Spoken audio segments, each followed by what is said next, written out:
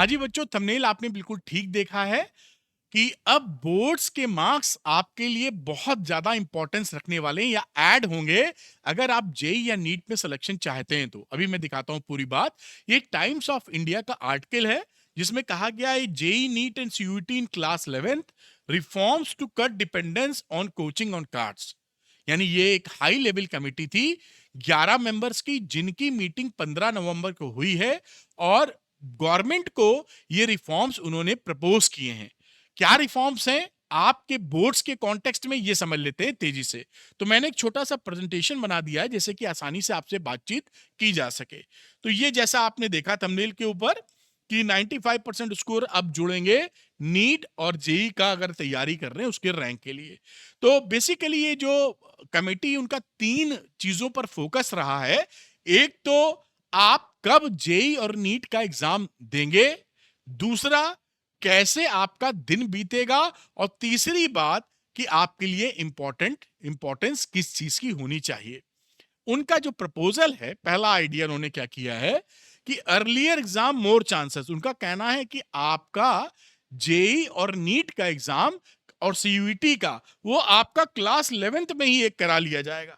क्योंकि अभी क्या होता है कि क्लास 12th में आपको स्कूल भी जाना पड़ता है, 5-6 घंटे की रिगरस कोचिंग करते हैं, बहुत प्रेशर रहता है और एक ही चांस होता है 12th में एक एग्जाम दिए तो हुआ, नहीं तो गए काम से।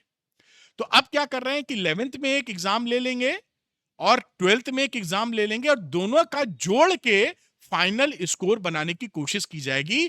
जैसे और साथ में 12th में आपको 2 एग्जाम देने का मौका मिलेगा, एक अप्रैल में और एक टेंटेटिवली नवंबर में।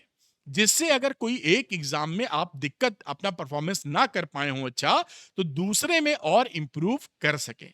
और ये 11th में भी आपका एग्जाम होगा, जैसे 11th की परफॉर्मेंस प्लस 12th की परफॉर्मेंस मिलाकर आपकी रेटिंग बन सके।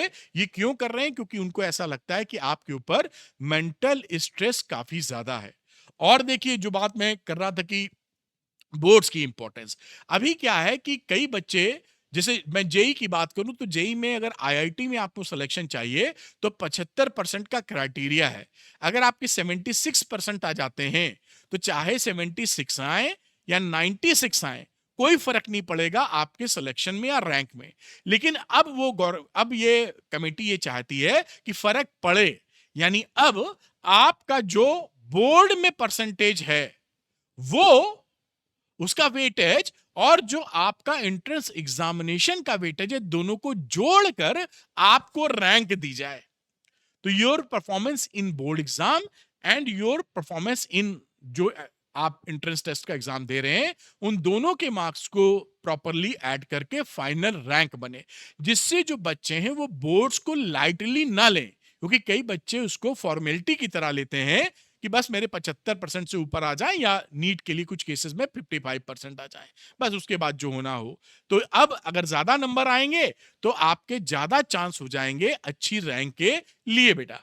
अब देखिए, यहां पर इन्होंने पूरे सिस्टम को बदलाव की बात की है कि जो सिलेबस का गैप है आपके एनसीईआरटी में और कॉम्पिटिटिव एग्जामिनेशन जेई और नीट में, उस गैप को फिलअप करने की कोशिश करेंगे। यानी नीट जो एनसीईआरटी है उसमें उस तरह के चेंजेस करेंगे, जो स्टेट बोर्ड्स हैं उनसे बातचीत करके तालमेल ऐसा बनाएंगे कि गैप इन दोनों के बीच में कम हो, जिससे कि आपको डमी स्कूल्स या कोचिंग सेंटर्स की डिपेंडेंस कम की जा सके। मेन एम इनका यह है कि आपसे प्रेशर कम हो, डमी स्कूल के ऊपर क्रॉस लग सके, आप प्रॉपर स्कूलिंग करें और आसान तरीके से एग्जाम दे पाएं। अब लैक ऑफ गाइडेंस जो है उसको भी दूर करेंगे, काउंसलर रखने की बात है। तो अभी जो स्थिति है ओल्ड वे, यानी अभी जो चल रहा है उसके हिसाब से क्लास 12th पे सारी डिपेंडेंसी होती है।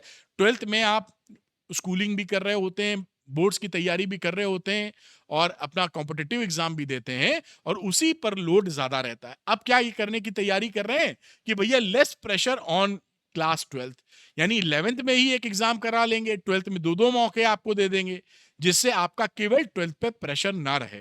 ठीक। डेमी स्कूल्स प्लस 5-6 घंटे, कई बच्चे तो 11th में ही या 12th में कई बच्चे क्या करते हैं, डमी स्कूल ज्वाइन करते हैं, वहां 5-6 घंटे 7 घंटे की रिगरस कोचिंग सेंटर करते हैं और वहां से परफॉर्म करते हैं, जो उनके ऊपर काफी हैवी लोड पड़ जाता है। इस डमी स्कूलों को रोकने की कोशिश कर रहा है। अटेंडेंस के ऊपर भी जल तगड़ा प्रेशर लगा रहा है कि अटेंडेंस प्रॉपर 75% मेंटेन होनी चाहिए। तो रियल इज स्कूल, आप रियल में जो स्कूल ज्वाइन किए हैं वहां जाइए, 2-3 घंटे की कोचिंग सेंटर में जाकर अपनी पढ़ाई को बेहतर कीजिए। Boards marks more of A formality, जो बोर्ड्स के नंबर हैं, जैसा मैंने अभी कहा कि कई बच्चे उसको फॉर्मेलिटी की तरह ट्रीट करते हैं, कहते हैं मैं तो जेई की तैयारी कर रहा हूं, मैं तो फला चीज की तैयारी कर रहा हूं, बस 75% आ जाए, बाकी क्या करना। अब क्या है कि अगर आप 75 से ऊपर लाते हैं, ज्यादा मार्क्स लाते हैं, तो इनको मिलाकर आपका स्कोर बनेगा, यानी बोर्ड्स की इंपॉर्टेंस काफी बढ़ जाती है। कांस्टेंट एग्जॉस्ट जो हो जाता है बच्चा, उससे आप बचेंगे। ये इस 11 मेंबर की हाई लेवल जो कमेटी है, हाई लेवल का मतलब हाई लेवल कमेटी है, उसकी 15 नवंबर को जो मीटिंग हुई थी उसकी रिकमेंडेशन है।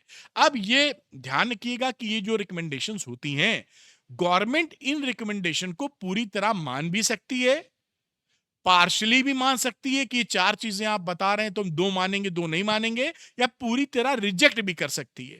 ये टोटल गवर्नमेंट का प्रेरोगेटिव होता है, यानी अधिकार होता है। तो ये एक ड्राफ्ट है, ये लागू नहीं हो गया है अभी, ये मैं इसलिए बता रहा हूं, कई बच्चे भ्रमित हो जाते हैं। तो ये ड्राफ्ट है, अब ये गवर्नमेंट के ऊपर है कि वो इस जो ड्राफ्ट है, जो रिकमेंडेशन हाई लेवल कमेटी की, उसको कितना मानती है। कुल मिला के अब ये पक्का है कि चाहे आप जेई या नीट की बात करें या बोर्ड्स की बात करें, इसमें बड़े चेंजेस होने की तरफ तैयार हैं। वो कब होंगे पता नहीं टाइम, लेकिन होंगे चेंजेस। अब क्योंकि हाई लेवल कमेटी का ध्यान इस बात पे है कि बोर्ड को फॉर्मेलिटी की तरह ट्रीट ना किया जाए, एक जो सिस्टम है आपका एग्जाम देने का, वो सिस्टम बना रहे। तो तैयारी बढ़िया कीजिए, बाकी मैं आपके लिए लगा हूं। बाकी जो चैलेंजेस आपको फेस हो रहे हैं कमेंट सेक्शन में लिखिएगा, मैं कोशिश करूंगा उसको दूर कर सकूं। Thank you very much, have a nice day, good luck बेटा।